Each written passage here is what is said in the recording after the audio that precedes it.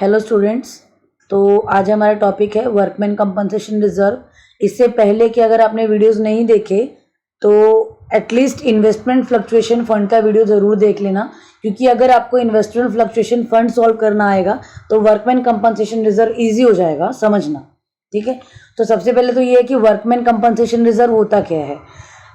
हमारी कंपनी अगर कोई मैन्युफैक्चरिंग एक्टिविटी में है, यानी अगर हम कोई प्रोडक्शन रिलेटेड काम करते हैं जहाँ पे हमें वर्कर्स की रिक्वायरमेंट होती है, तो नॉर्मल है अगर वर्कर काम करेंगे और मैन्युफैक्चरिंग काम है तो इंजरी या किसी भी टाइप का मिस हैपनिंग होने के चांसेस हो सकते हैं। और अगर ऐसा कुछ होता है तो कंपनी को क्या करना पड़ता है, कंपनी को पर्टिकुलर वर्कर को कंपनसेट करना पड़ता है। ठीक है, तो इसी टाइप के वर्कर्स के कंपनसेशन के लिए हम क्या करते हैं, वर्कमैन कंपनसेशन रिजर्व बनाते हैं। यानी ये वो रिजर्व होता है जो मैन्युफैक्चरिंग फर्म्स बनाती हैं अपने वर्कर्स के लिए। इन केस बिजनेस में वर्कर को किसी भी टाइप का लॉस होता है, कोई भी इंजरी होती है या कोई भी मिस हैपनिंग हो जाती है, तो कंपनी जो क्लेम भरती है वर्कर्स को वो वर्कमैन कंपनसेशन रिजर्व से ही भरती है। ठीक है, ये रिजर्व हम क्यों बनाते हैं, क्योंकि अगर हमने वर्कमैन कंपनसेशन नहीं बनाया और कल को किसी वर्कर को चोट लग जाए तो उतना ही पैसा कंपनी को अपने फंड से, यानी उतना ही पैसा कंपनी को अपने कैश से या बैंक अकाउंट से देना पड़ता है। उससे कंपनी का कैश और बैंक यानी लिक्विडिटी खराब हो जाती है, तो जो कि मार्केट वैल्यू के लिए अच्छा नहीं है। ठीक है, तो हम वर्कमैन कंपनसेशन रिजर्व बनाते हैं ताकि हमारे बिजनेस का मार्केट वैल्यू खराब ना हो। अब वर्कमैन कंपनसेशन रिजर्व को सॉल्व करने के लिए 4 केस होते हैं। सबसे पहले है नो क्लेम।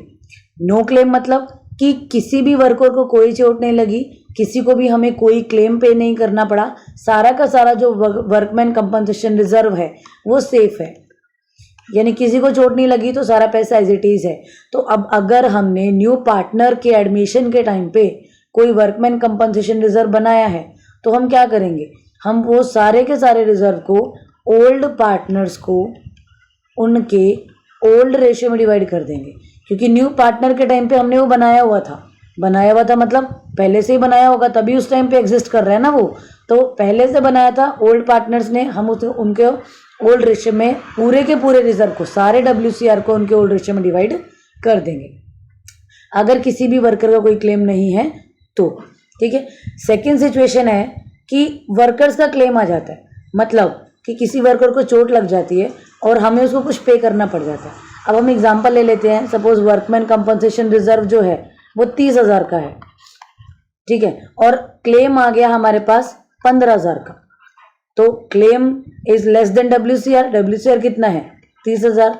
तो इस केस में क्या होगा, वर्कमैन कंपनसेशन रिजर्व से पहले हम इस क्लेम को निकाल देंगे, इस रिजर्व से पहले वो क्लेम का पेमेंट करेंगे और जो रिमेनिंग 15,000 बचेगा उसको हम ओल्ड पार्टनर्स को उनके ओल्ड रेशियो में डिवाइड कर देंगे।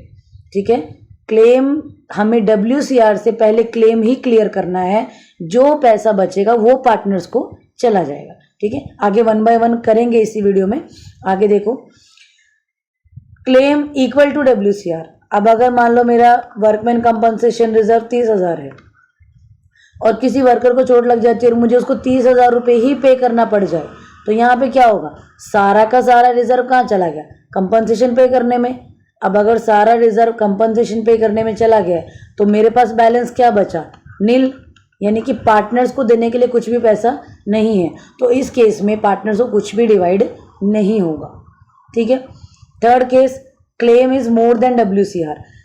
वर्कमैन कंपनसेशन रिजर्व 30,000 का था पर क्लेम मुझे भरना पड़ गया 40,000 का।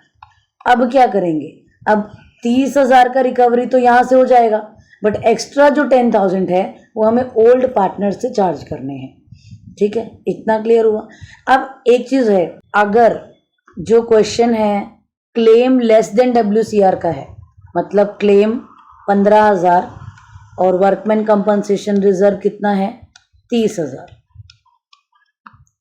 ठीक है, तो उस केस में तो क्या होगा, वर्कमैन कंपनसेशन रिजर्व से क्लेम का रिकवरी हो जाएगा और बाकी का जो बैलेंस 15,000 बचेगा, यानी 30,000 माइनस 15,000 जो आएगा 15,000 वो ओल्ड पार्टनर्स को हम ओल्ड रेशियो में डिवाइड कर देंगे।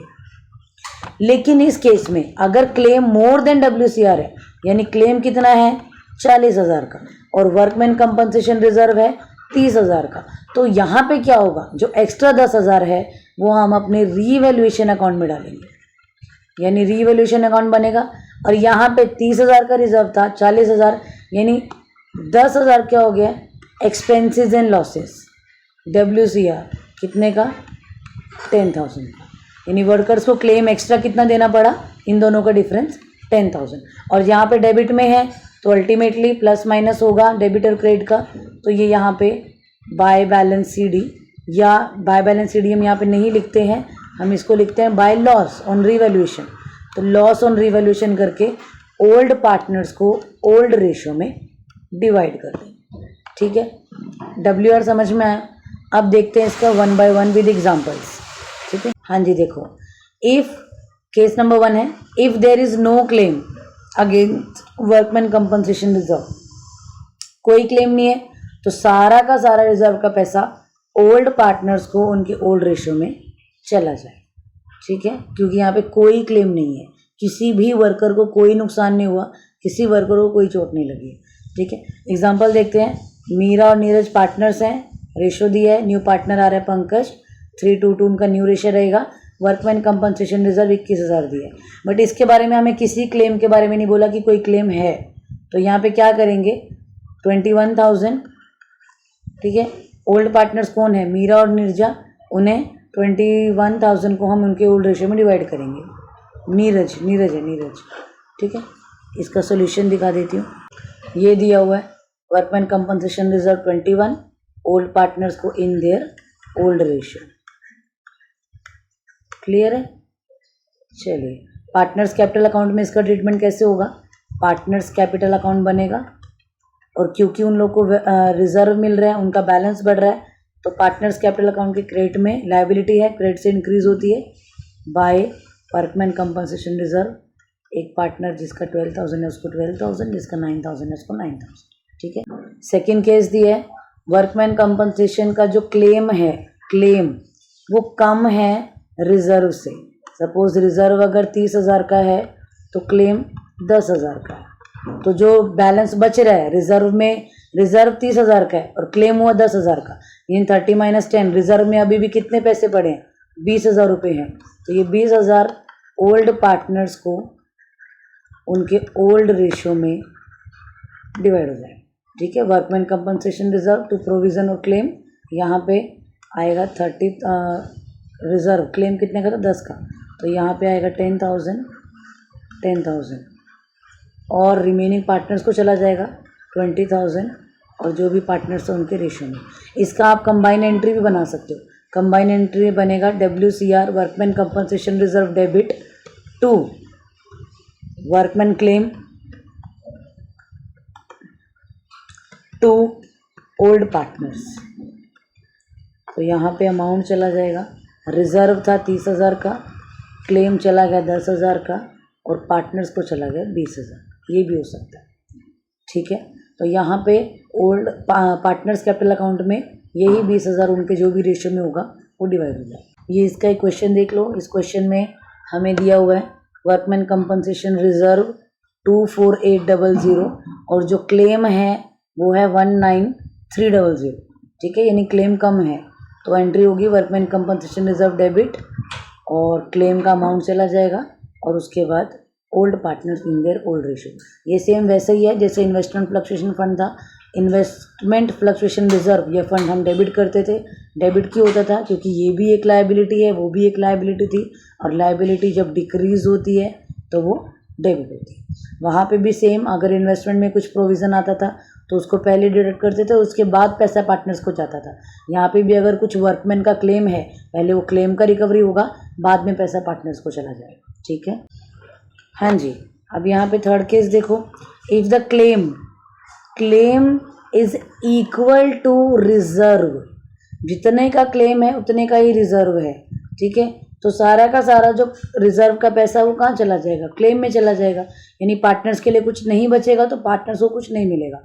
यहाँ पे क्वेश्चन दिया है, SM पार्टनर्स हैं, वर्कमैन कंपनसेशन रिजर्व कितना है 14,300, और क्लेम का अमाउंट कितना है वो भी सेम है, यानी सारा का सारा रिजर्व का पैसा कहाँ चला गया, क्लेम में चला गया, ठीक है। तो यहाँ पे पार्टनर्स को कुछ नहीं मिलेगा।